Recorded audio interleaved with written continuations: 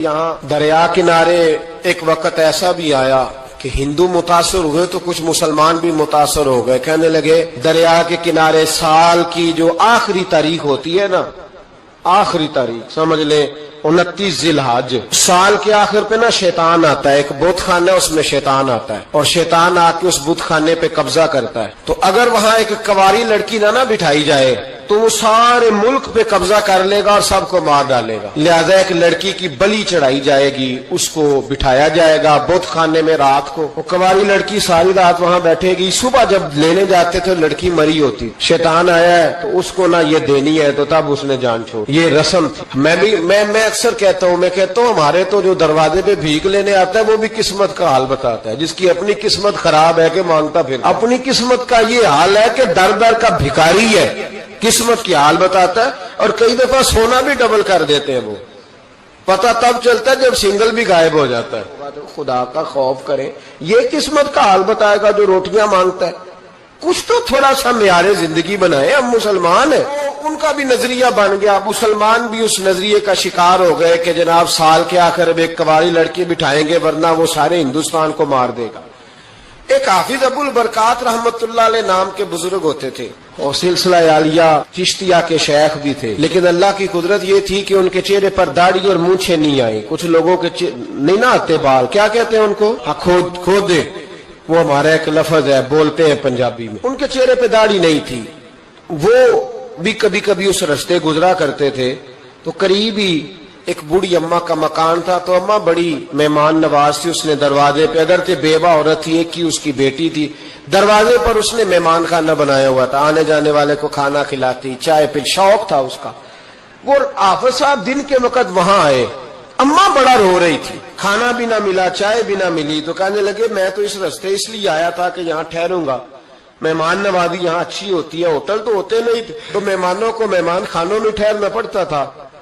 تو اماں کدھر ہے؟ تو کہا اماں بڑی پریشان ہے. حافظ جی نے کوشش کی، نیک آدمی تھے، کہ اماں سے ملاقات ہو جائے. حافظ جی کا کمال یہ تھا کہ حافظ اتنے پکے تھے کہ ایک جگہ بیٹھ کر قرآن پاک شروع کرتے تھے اور وہی سارا ختم بھی کر دیا کرتے. اتنی پکی منزل کے حافظ تھے. تو حافظ ابو البرکات صاحب وہاں بیٹھے. وہ اماں کوئی بزرگ تھے حافظ صاحب. وہ اماں سے کسی طریقے ملاقات کی تو اماں ملتے ہی رونے لگی چیخے مار کے. اماں کیا ہوا؟ کہنے لگی حافظ جی ایک ہی بیٹی ہے، خاوند فوت ہو گیا تو میں نے نکاح نہیں کیا، ایک بیٹی کے نام ساری زندگی کر دی. یہاں نا اب بت خانے میں میری بیٹی کو بٹھایا جائے گا. کچھ مسلمانوں کے بھی ہمارے گاؤں کے نظریات کمزور ہو گئے. یہاں بچی کو بٹھایا جائے گا اور سویرے وہ مر جائے گی میری بیٹی. قرآن اندازی ہوئی ہے تو میری بیٹی کا نام نکل آیا. اب بیٹی کو جانا ہی پڑے گا. یہ ہمارے ان کچھ علاقوں کا طریقہ ہے. حافظ جی کہنے لگے اماں تو اس طرح کر، میں لوگوں کو سمجھاتا ہوں کہ یہ غلط ہے، شریعت اس کو پسند نہیں کرتی. تو میرے ساتھ انہوں نے کہا یہ لوگ نہیں مانیں گے. بہت سارے ہندو بھی ہیں، بہت سارے مسلم بھی ہیں، تو گڈمڈ ہو گئے نظریات، یہ تھوڑی مانیں گے. حافظ جی کہنے لگے اماں پھر ایک اور حل بھی ہے. میرے چہرے پہ کون سا داڑھی ہے؟ تو بیبیوں والے کپڑے مجھے دے. آج میں بیٹھتا ہوں وہاں دیکھتا ہوں کون سا شیطان آتا ہے. عقیدہ مضبوط ہو نا. اقبال کیا کہتے ہیں ارادے جن کے پختہ ہو، نظر جن کی خدا پر ہو، تلاتم خیز موجوں سے وہ گھبرایا نہیں کرتے. کہا مجھے دو کپڑے بیبیوں والے، میں بیٹھتا ہوں. اماں کہنے لگی وہ شیطان واقعی آتا ہے. آج تک جتنی بچیاں گئی ہیں سویرے مردہ ملی ہیں. بڑی سمجھنے والی بات ہے، غور کرنا. جتنی گئی ہیں ساری مردہ آئی ہیں. تو حافظ جی آپ کو جب وہ شیطان رات کو دیکھے گا نا، آپ آئے ہیں تو آپ کے تو وہ زیادہ ٹکڑے کرے گا کہ اس نے دھوکہ کیا، مرد ہو کے عورتوں کی جگہ پہ آیا. آپ نہ گئے. حافظ جی کہنے لگے ٹکڑے میرے ہونے ہیں نا، آپ فکر نہ کریں. دریا کنارے بہت خانہ تھا. حافظ جی عورتوں والا لباس پہن کے وہاں بیٹھ گئے. حافظ صاحب کہتے ہیں 3 دفعہ میں نے رات کو باہر نکل کے دریا پہ وضو بھی کیا. ساری رات میں نے قرآن پاک پڑھا اور جب فجر کا وقت ہوا تو باہر نکل کے میں نے اذان پڑھی. لوگ آئے تو میں نے جماعت کرائی. اور فرماتے ہندو مسلمانوں سب کو بلا کے میں نے کہا کہ اگر آج کے بعد شیطان نہ آئے تو ہندو کلمہ پڑھتے ہو سارے؟ نے کہا جی پڑھتے ہیں. فرمایا لو پھر میں بالکل صحیح سلامت آ گیا، کوئی شیطان نہیں آیا. کہتے سب ٹھیک ہو گیا. اب لوگ کہنے لگے اب جی بات تو آپ کی ٹھیک ہے، پر وہ بی بی کیسے مر جاتی تھی؟ جس کو ہم رات کو بٹھاتے تھے سویرے مردہ ملتی تھی تو اس کو کون مارتا تھا اگر شیطان نہیں آتا؟ اب جی سمجھانے لگے کہ شیطان وسوسہ دیتا ہے، پر زندگی موت اس کے ہاتھ میں، وسوسہ دیتا ہے، جتنی اس کو گنجائش ہے وہ کرتا ہے۔ کہا پھر وہ بی بی کیسے مرتی تھی؟ تو حافظ جی نے ایک بہت بڑی بات سمجھائی، کہنے لگے اصل بات یہ جس آدمی کو پتا ہو نا میں نے سویرے مر جانا ہے وہ ڈر سے ہی مر جاتا ہے۔ جس کو پتا ہو نا کہ میں یہاں مرنے آیا ہوں تو وہ ڈر سے ہی، فرمانے لگے اس کا عقیدہ کمزور ہو جاتا تھا، وہ نفسیاتی طور پر سمجھتی تھی کہ میں نے مرنا ہی مرنا ہے، تو خوف ہوتا تھا، کوئی قریب نہیں آتا تھا، دریا اور جنگل دائیں بائیں، تو صبح تک اس عورت کا دل بند ہو جاتا تھا، تو وہ خوف سے ہی اسے کوئی شیطان نہیں مارتا تھا۔ تو فرمانے لگے جن لوگوں پر خوف طاری ہوتا ہے نا انہیں کوئی بھی نہیں مارتا، وہ اندر کے خوف سے ہی مارتا۔ اندر کے خوف، بہت سارے لوگ ایسے ہیں جو نفسیاتی طور پر مر گئے، اندر کے خوف سے وہ لوگ مر گئے، اس لیے کہ وہ اپنے آپ کو مضبوط نہ کر پائے، اندر سے مضبوط کرے اپنے آپ۔ کسی خاص عہدے پہ مقام پہ جگہ نہیں ملتی، نوجوان تھا اور یتیم بھی تھا، شوق بن گیا دین پڑھنے کا۔ محلے دار علاقے والے کہنے لگے کہاں سے کمائے گا، نہ باپ ہے نہ ماں ہے نہ گھر ہے، کہاں سے؟ حضرت رومی کہتے ہیں نوجوان نے جنگل میں جھونپڑی لگا دی، وہاں وہ صبح مدرسے جاتا، شام کو جنگل میں رہتا، وہاں اللہ اللہ کرتا، سبق یاد کرتا۔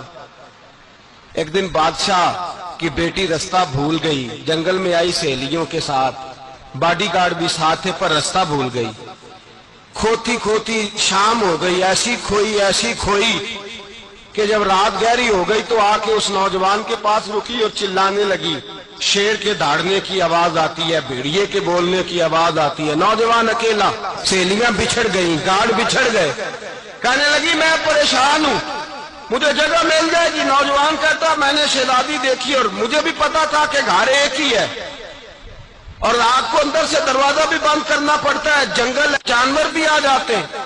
کہتے میری چھوٹی سی کٹیا میں جھونپڑی میں وہ آئی، رو کے کہنے لگی سہارا کوئی نہیں، اگر میں پیچھے نکلوں گی تو بھیڑیے کھا جائیں گے۔ کہتے میں نے اسے جگہ دے دی، اکیلی عورت، چراغ جل رہا ہے، سبق یاد کر رہا ہوں۔ میرے نبی پاک نے فرمایا جہاں مرد عورت اکیلے ہو تیسرا شیطان ہوتا ہے، اور شہزادی، وہ بچہ کہتا ہے سبق یاد کرتا رہا ساری رات، وہ بچی کو کہا سو جا، پر وہ کہتی ہے نیند مجھے بھی کہاں آئی۔ ایسے موقع پر نیند، ساری رات سبق یاد کرتا، تھوڑی تھوڑی دیر کے بعد چراغ جلتا تو اس پہ انگلی رکھتا، ہاتھ جلتا تو پیچھے کھینچنے، پھر دوسری انگلی رکھتا، تھوڑی دیر کے بعد جلتا تو کھینچنے، ہاتھ سارا جل گیا۔ صبح کرنیں چمکی تو کہنے لگا چل نکل جا، دوڑ جا، بس بڑا صبر کا امتحان ہو گیا، چلی جا۔ شہزادی باہر نکلی، سپاہی ڈھونڈ رہے تھے، بادشاہ خود جنگل میں نکلا ہوا تھا، میری بیٹی مل گئی۔ بادشاہ تنہائی میں جا کے کہنے لگا بیٹا میں دنیا کو بتاؤں گا کہ میری بیٹی کھوئی نہیں تھی، سپاہی ساتھ ہی تھے۔ یہ بڑا مشکل ہوتا ہے، بیٹی تو بھول کے بھی رات کہیں رہ پڑے تو لوگ جینے نہیں دیتے، تو بیٹا مشکل ہو جائے گا میرے لیے۔ کہاں تھی؟ اس نے کہا نیک نوجوان کے پاس۔ اس نے کہا بیٹا میں تو تیری بات مانوں گا پر دنیا نہیں مانے گی، اگر اس نوجوان نے کسی کو بتا دیا کہ تو اس کے پاس تھی تو پھر لوگ میرا جینا محال کر دیں گے، بیٹا میں مر جاؤں گا، میری مجبوری یہ ہے کہ وہ کہیں راز نہ اگل دے وہ نوجوان، اسے قتل کرنا پڑے گا۔ عورت نے منتیں کی، اس بیٹی نے کہا میرے محسن کو مارو گے، روئی، اور وہ کہنے لگا میں بادشاہ ہوں، میرا اپنا وقار ہے، میں اس کو چھوڑ نہیں سکتا۔ گرفتار کر لائے سپاہی، وقت طے ہو گیا سزا کا، اکیلے کال کوٹری میں رکھا گیا، جو اس کے خاص اعتبار والے تھے ان کی ڈیوٹی لگائی۔ بادشاہ نے بلایا طالب علم کو، آیا، عورت کہنے لگی، بیٹی کہنے لگی ایک دفعہ تو بلاؤ نا، ایک سوال بس پردے میں رہ کے پوچھنا ہے، اور پھر جو آپ کا جی چاہے میرے محسن کو مارنا تو ہے، تو مرضی آپ کی۔ سامنے کھڑا کیا، نوجوان پردے کے پیچھے، عورت کھڑی ہو گئی، بادشاہ بیچ بیٹھ گیا۔ بی بی کہنے لگی ساری رات بیدار میں بھی رہی، سویا تو بھی نہیں، وہ جو تو چراغ کے قریب ہاتھ لے جا کے جلاتا تھا وہ سمجھ نہیں آئی۔ نوجوان رو پڑا، کہنے لگا کیا کروں، میں نے رسول اللہ کا دین پڑھا ہے، کیا کروں، میں نے حضور کا دین پڑھا ہے، میں نے پڑھا ہے کہ زانی کو سب سے نیچے دوزخ کے سب سے نچلے درجے میں جلایا جائے گا، اسے جہنمیوں کا پیپ اور روشہ پلایا جائے گا، گند کھلایا جائے گا. یہ روایتیں پڑھی ہوئی تھی. تھوڑی تھوڑی دیر کے بعد شیطان مجھے کہتا تھا بدکاری کر لے. میں اپنا ہاتھ اسی وقت جب شیطان مشورہ دیتا تو میں آگ پہ کرتا. میں کہتا اگر یہ برداشت ہو گئی تو وہ بھی ہو جائے گی. جب ہاتھ جلتا تو میں سمجھ جاتا نہیں تجھ سے تو یہ نہیں برداشت ہوتی تو وہ کیسے ہوگی. پھر مجھے شیطان مشورہ دیتا کوئی دیکھ نہیں رہا تو بلانے نہیں گیا خود آئی. میں دوسری انگلی لگا دیتا. میں نے ہاتھ جلایا اور میں سمجھ گیا جب چھوٹے سے چراغ کی اتنی سی شمع کی آگ نہیں برداشت ہوتی تو دوزخ کی کیسے برداشت ہوگی. کہتا میں باز آیا. بادشاہ نے یہ کہانی سنی، لفظ سنے تو چیخ مار کے رویا. کہنے لگا طالب علم تو میرے نبی کا سچا غلام ہے، اور میرے رسول کے جو سچے غلام ہوتے انہیں پھانسیاں نہیں دی جاتی، انہیں تخت پہ بٹھایا جاتا ہے. اب تجھے سزا نہیں ہوگی بلکہ میں اپنی بیٹی کا نکاح تیرے ساتھ کروں گا اور میرے بعد اس سلطنت کا بادشاہ بھی تو ہی بنے گا.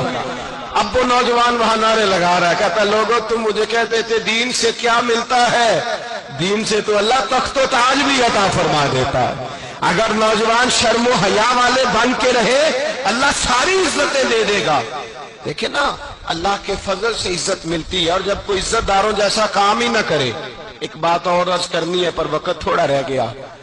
جوانوں جس سینے میں دل ہوتا ہے وہ دھڑکتا بھی ہے، لیکن تجھے پتا نہیں کہ یہ کسی ماں کا بیٹا ہے، پتا نہیں کسی بیوی کا شوہر ہے. ایک ہمارے دوست ہیں بزرگ ہیں، ان کا داماد فوت ہو گیا، نشہ کرتا تھا. تو میں تعزیت کرنے ان کے گھر پہنچا تو کھڑے ہو گئے ہاتھ باندھ کے. کہنے لگے حضرت صاحب باقی ساریاں گلاں چھڑ دیو، صرف نشے تے تقریر کریا کرو. وہ جب جیتا تھا تو تب بھی اس کے بچے یتیم ہی تھے، یتیم ہی تھے. میری بیٹی جب میرے گھر آتی تھی اور میں اپنے پوتوں کے اتنے کپڑے اسے پہننے کو دیتا تھا تو میرا کلیجہ پھٹتا تھا. اور میری بیٹی اس کی زندگی میں بھی بیوہ کی زندگی گزار رہی تھی. وہ میری بہوؤں کے اتنے ہوئے کپڑے پہنتی تھی. کوئی دعا کرو، کوئی جلسے کرو، یہ لت ختم ہو جائے. اور کہنے لگا اب میرے وہ چلا تو گیا ہے، دادا دادی اس کے پہلے کوئی نہیں، چچا ہے کوئی نہیں، جب تک تو میں زندہ ہوں ان نواسوں کو کوئی روٹی کا لقمہ کوئی کپڑا مل جائے گا. لیکن سوچتا ہوں میں بوڑھا ہوں، مر گیا تو ان کو کوئی پوچھے گا بھی نہیں، کون ان کی خبر.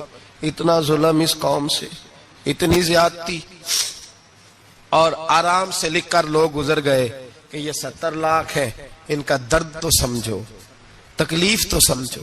7 فٹ کا سونا جوان اور نشے کا عادی ہے تو کسی نالی میں پڑا ہوا ہے.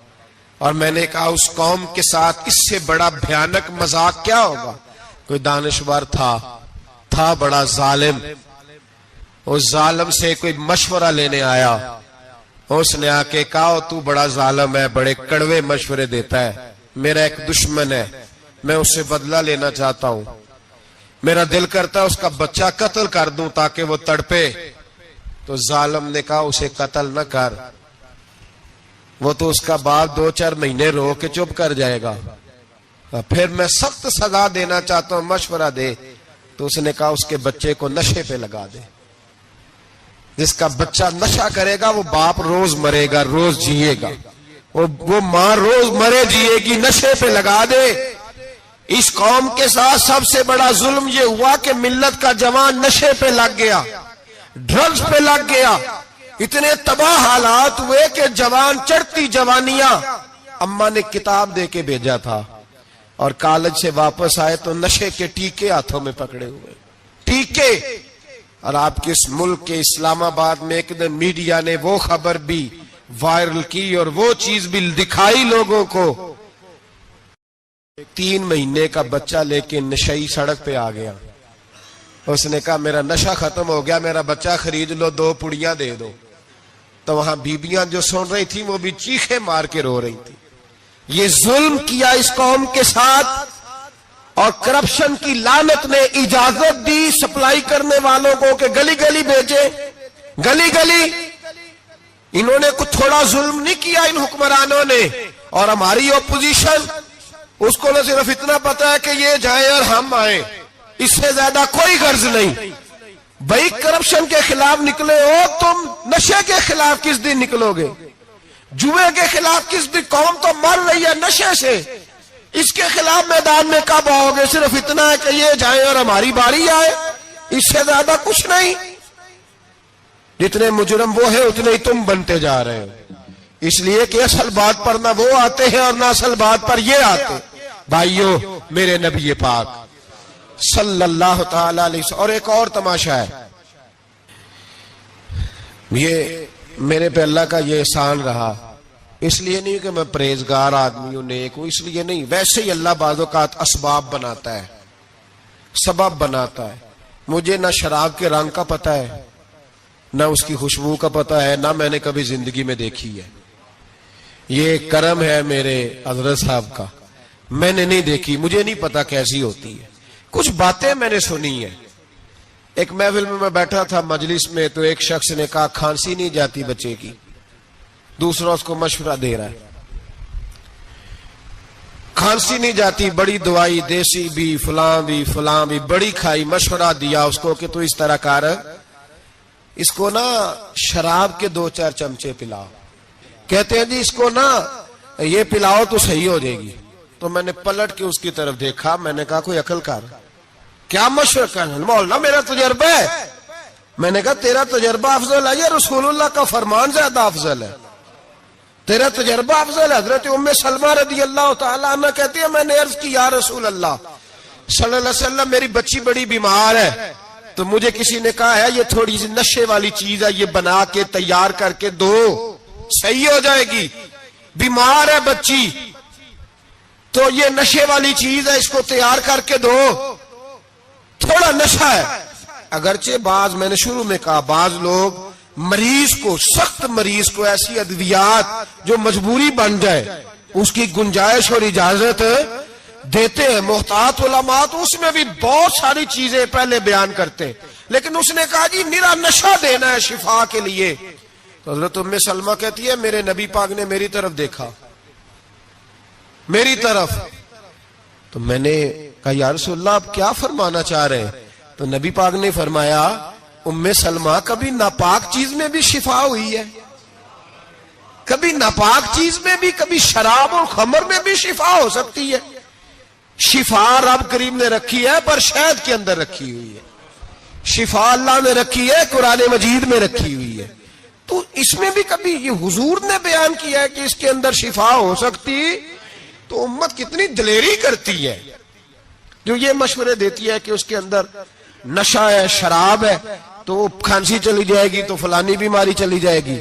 نہ آؤ ان چیزوں پہ، نہ اپنے ایمان کو خرابی دو، اور نہ ایسی باتیں کرو جس سے کہ ڈائریکٹ رسول اللہ صلی اللہ علیہ وسلم کے واضح ارشادات کی مخالفت ہو۔ میرے نبی پاک صلی اللہ علیہ وسلم نے فرمایا، اور پھر کچھ لوگ کہتے ہیں تھوڑی پی ہے جی۔ اب تو میں تجزیے میں پڑھ رہا تھا کہ ایسی شراب ایجاد ہو گئی ہے، لوگ شراب پیتے ہیں اور وہ مست بھی رہتے ہیں، کار بھی چلاتے رہتے ہیں، کہتے ہیں جی نہیں ہمارا ذہن معاف نہیں ہوا تو یہ والی صحیح ہے، نشہ نہیں لاتی۔ میرے نبی پاک صلی اللہ علیہ وسلم نے فرمایا جس چیز کی تھوڑی مقدار، زیادہ مقدار حرام ہے، اس چیز کی تھوڑی مقدار بھی حرام ہے، جس کی زیادہ مقدار حرام ہے اس کی تھوڑی بھی۔ تو خمر اور شراب اگر فل پینا جائز نہیں تو تھوڑی پینا بھی جائز، یہ حرام ہے اور حرام تھی اور قیامت تک حرام ہی رہے گی۔ میرے نبی پاک صلی اللہ علیہ وسلم نے منع کیا اور حضور نے اظہار ناپسندیدگی فرمایا، اور میں 40 دن تو عبادت ہی قبول نہیں ہوتی شراب پینے والے جب تک سچی توبہ نہ کرے۔ ایک دن صحابہ بیٹھے تھے سارے، حضرت ابوبکر صدیق بھی تھے، فاروق اعظم بھی تھے، عثمان غنی بھی تھے، ڈھیر ساری تعداد تھی صحابہ کی، سارے تشریف فرما تھے۔ حضرت عبداللہ ابن عمر رضی اللہ تعالیٰ عنہ حدیث کے راوی ہیں، اور مستدرک للحاکم کے اندر، ابن حبان کے اندر یہ روایت موجود ہے۔ فرماتے صحابہ نہ بات کر رہے تھے، اور بات یہ کر رہے تھے کہ یار لوگوں کو گناہوں سے کیسے روکا جائے، لوگوں کو گناہوں سے گفتگو صحابہ یہ کر رہے تھے۔ عبداللہ ابن عمر کہتے ہیں بیٹھے تھے اور جو گفتگو کر رہے تھے کہ گناہوں سے پلاننگ یہ ہوتی تھی، ان کی جو محفلیں ہوتی تھی نا بیٹھ کے، وہ خوش گپیاں نہیں ہوتی بلکہ وہ تبلیغ کی، جد و جہد کی، لوگوں کو برائی سے منع کرنے کے لیے بیٹھتے تھے، اس پر منصوبہ بندی کرتے تھے، پلان کرتے تھے، آگے ترتیب دیتے تھے۔ گفتگو ہو رہی تھی تو اب آپس میں بات ہونے لگی کہ کون سا گناہ زیادہ برا ہے جس پر سب سے پہلے کام کیا جائے۔ تو دور ایک صحابی بیٹھے تھے، ان کا نام تھا عبداللہ ابن عمر، ایک عبداللہ بن عمر ہے اور ایک عبداللہ ابن عمر ہے۔ حضرت عبداللہ ابن عمر دور بیٹھے تھے، بڑے سمجھدار سیانے باریک بین آدمی تھے۔ تو حضرت عمر فاروق اپنے بیٹے سے کہنے لگے جا عبداللہ ابن عمر سے پوچھ کے آ کہ سب سے سخت گناہ کون سا ہے۔ توجہ ہے میرے بھائیوں، ادھر دیکھیے گا میری جانب، پوچھ کے آ کہ سخت گناہ کون سا ہے۔ عبداللہ بن عمر رضی اللہ تعالیٰ عنہ کی خدمت میں جب عبداللہ ابن عمر گئے تو جا کے کہنے لگے کہ صحابہ پوچھتے ہیں کہ آپ نے زیادہ وقت گزارا ہے نبی رحمت صلی اللہ علیہ وسلم کے پاس، تو بتلائیے برا گناہ کون سا ہے، سب سے سخت گناہ، تاکہ سب سے پہلے اس پر پابندی لگائی جائے، اس پر محنت کی جائے۔ تو حضرت عبداللہ ابن عمر کہنے لگے صحابہ کو جا کے بتا دو کہ سب سے برا گناہ شراب پینا ہے، سب سے برا گناہ، اور یہ ام الخبائث ہے، برائیوں کی جڑ ہے، گناہوں کی ماں ہے، یہ بنیاد ہے، باقی گناہ اسی سے شروع ہوتے ہیں۔ کہتے ہیں میں نے آ کے بتایا تو حضرت ابو بکر صدیق رضی اللہ تعالیٰ عنہ سیدنا فاروق اعظم کہنے لگے خود جاتے ہیں، ان کے پاس خود جاتے ہیں، چونکہ ہم نے بات سننی ہے ہم خود جاتے ہیں اور ان سے جا کر کے سوال کرتے ہیں کہ اگر آپ کو اس تفصیل کا پتہ ہے نا تو اس کے پیچھے بھی کوئی تفصیل ہوگی جو میرے نبی پاک نے بیان کی ہوگی صلی اللہ تعالی علیہ وسلم، اس تفصیل کا بھی آپ کو پتہ ہوگا جو نبی پاک نے بیان کی ہوگی، اس بات کے پیچھے جو بیک گراؤنڈ ہے، جو پس منظر ہے۔ فرماتے ہیں کہ ہم اٹھے، عبداللہ ابن عمر کے پاس گئے، ان سے جا کے پوچھا کہ جناب آپ نے یہ تو فرمایا ہے شراب ام الخبائث ہے، تو اس کے پیچھے پس منظر کیا ہے؟ تو عبداللہ ابن عمر کہنے لگے یہ میں نے اپنے پاس سے نہیں کہا، یہ میں نے نبی پاک سے سنا ہوا ہے۔ حضور سید عالم صلی اللہ علیہ وسلم بیٹھے تھے تو حضور نے فرمایا شراب یہ نشہ، یہ برائیوں کی ماں ہے۔ اور پھر حضور نے ایک مثال بیان فرمائی، نبی رحمت علیہ السلام نے فرمایا بنی اسرائیل کا ایک واقعہ ہے، ایک خوبصورت جوان تھا، تو ایک عورت کا دل آ گیا اس پر۔ یہ یاد رکھ لیں، ہم لڑکوں کو منع کرتے رہتے ہیں لیکن ہمیں گھر کی بچیوں پر بھی توجہ دینی ہوگی، ہمیں ان کے فون پر بھی نگرانی کرنی ہوگی، ہمیں وہاں بھی غور کرنا ہوگا، اس لیے کہ اگر کوئی بچی گنجائش نہ دے تو میرا خیال ہے کہ لڑکا جرت کرنے کی طاقت نہیں رکھتا، تو وہاں بھی ان کی اماں سے کہے کہ پابندی لگائے، بچی کسی کا موبائل لے کر کے کہیں اس کو استعمال تو نہیں کر رہی، اس پودے پر بھی توجہ دے، درخت بننے سے پہلے اس کی بھی نگرانی کریں، یہ بھی بڑا ضروری کام ہے۔ عورت کا دل آ گیا تو نبی پاک علیہ الصلوۃ والسلام فرماتے اس نے کوئی بہانہ لگایا، کسی کو کہا کہ اس نوجوان کو بلا کے لاؤ، اس کو کہو کہ ہم نے کوئی گواہی لینی ہے تجھ سے۔ وہ نوجوان آیا، ایک کمرے میں داخل ہوا تو اگلے کمرے میں لے گئے، وہاں داخل ہوا تو اسے اگلے کمرے میں لے گئی، وہ داخل ہوا تو اسی طرح 7 مکفل کمروں میں لے گئی۔ میرے کریم رسول میرے محبوب پاک علیہ السلام فرماتے ہیں، صحابہ کو سمجھا رہے ہیں میٹھے لب و لہجے میں، فرماتے ہیں جب سب سے پچھلے کمرے میں لے گئی تو ایک لڑکا بندھا ہوا تھا وہاں رسیوں سے، شراب کا پیالہ پڑا ہوا تھا، اور بی بی کہنے لگی کوئی گواہی شواہی نہیں لینی، تجھے اس لیے بلایا ہے کہ تیرے اوپر دل آ گیا ہے، اب میرے ساتھ منہ کالا کر۔ تو وہ جوان کہنے لگا نہیں، میں نے اپنے نفس کو پاک رکھا ہوا ہے، میری نظر بھی پاک ہے، دل بھی پاک ہے، اور اس کی برکت یہ ہے کہ رب نے میری روح کو بھی پاک رکھا ہوا ہے، تو میں یہ حرکت نہیں کر سکتا۔ پاک لوگ پلید کاموں کی جانب توجہ نہیں کرتے، میں یہ حرکت نہیں کر سکتا۔ اقبال نے اپنے بیٹے کو دعا دی تھی، اس نے کہا تھا حیا باقی نہیں ہے زمانے کی آنکھ میں، خدا کرے کہ رہے تیری جوانی بے داغ، خدا کرے کہ رہے تیری جوانی بے داغ۔ کہا میرے ساتھ منہ کالا کر، اس نے کہا میں نہیں کرتا۔ کہنے لگی چل پھر اس کو قتل کر، اس کو میں نے باندھا ہوا۔ اس نے کہا میں قتل کیوں کروں، میری کیا دشمنی ہے؟ کہا پھر شراب پیو۔ کہا میں شراب بھی نہیں پیتا۔ تو وہ کہنے لگی اب تو میں نے تجھے اپنے چنگل میں پھانس لیا ہے، اب تو یہاں سے بچ کے جا نہیں سکتا، اور اگر تو باہر جائے گا تو میں شور کروں گی، لوگ جمع کروں گی، اس نے میری عزت آبرو پہ ہاتھ ڈالا ہے، تو بچ تو نہیں سکتا، ایک کام تو کرنا پڑے گا۔ محبوب فرماتے اس نوجوان نے سوچا کہ زنا بھی بہت بڑا جرم ہے، قتل بھی بہت بڑا گناہ ہے، چلو اب مجبوری ہے تو شراب پی لیتا ہوں۔ لیکن وہ سمجھا نہ کہ شراب تو بنیاد ہے۔ اس نے ایک پیالہ جو پیا، کہنے لگا ایک اور دے دو، دوسرا پیا تو کہنے لگا ایک اور دے دو۔ اب 3 پیالے 3 بوتلیں شراب جو پی چکا تو خماری چڑھ گئی۔ اب اس عورت کے قریب جانے لگا کہ میں تیرے ساتھ زنا کروں گا۔ اس نے کہا جب تک میں قریب نہیں آنے دوں گی جب تک تو اسے قتل نہ کرے۔ اس نے اسے قتل بھی کیا، زنا بھی کیا۔ تو محبوب فرمانے لگے یہ قتل اور زنا جو ہوا ہے تو یہ شراب کی وجہ سے ہوا ہے، گویا شراب وہ جرم ہے جو قتل بھی کرائے گی، جو زنا بھی کرائے گی۔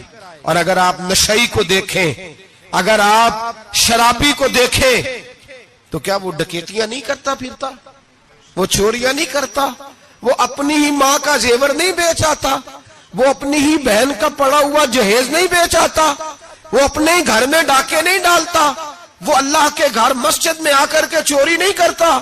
وہ صرف اس لیے کرتا ہے کہ یہ نشہ، یہ شراب، یہ ماں ہے گناہوں کی، یہ جڑ ہے۔ ملت کے لوگوں یاد رکھو، اس امت، اس پاکستان کے ساتھ جہاں بہت سارے ظلم ہوئے، وہاں بڑا ظلم یہ ہے کہ بہت بڑا طبقہ جوانوں کا نشے کا عادی ہے۔ وہ نشہ انہیں عشق مجازی اور عورتوں کے عشق کی جانب لا رہا ہے۔ وہ نشہ چوریاں کرا رہا ہے، قتل کرا رہا ہے، ڈکیتیاں کرا رہا ہے۔ بہت بڑے ظالموں نے بہت بڑے ہاؤس بنائے ہوئے ہیں جن کے اندر شراب فراہم کی جاتی ہے، نشہ دیا جاتا ہے۔ میں نے تو ایسے ایسے لفظ سنے کہ الیکشن کے دنوں میں ووٹ لینے کی خاطر سیاستدان انہیں نشہ فراہم کرتے ہیں، انہیں باندھ کے رکھتے ہیں، روز تمہیں پڑیا ملے گی، ووٹ ہمیں ڈالنا۔ اتنا ظلم، اتنی زیادتی، اتنا جبر، ایک انسان کے ساتھ کھیلنا۔ لوٹ آؤ، پکڑو ان کا دامن، اپنے گھروں کو بچاؤ، اپنے دوستوں کو بچاؤ۔ جاگو جاگو امت کے لوگوں، جاگو۔ میرے نبی پاک صلی اللہ علیہ وسلم کے کلمہ گو لوگوں کو بچاؤ۔ ان پر اگر سختی کرنی پڑتی ہے تو کرو، پیار کرنا پڑتا ہے تو کرو، محنت کرو، جدوجہد کرو۔ کوشش کرنا کہ انسان کانٹوں والی زندگی نہ گزارے بلکہ پھولوں کی طرح وقت گزارے، اپنے وجود پر کچھ تکالیف سہ لے،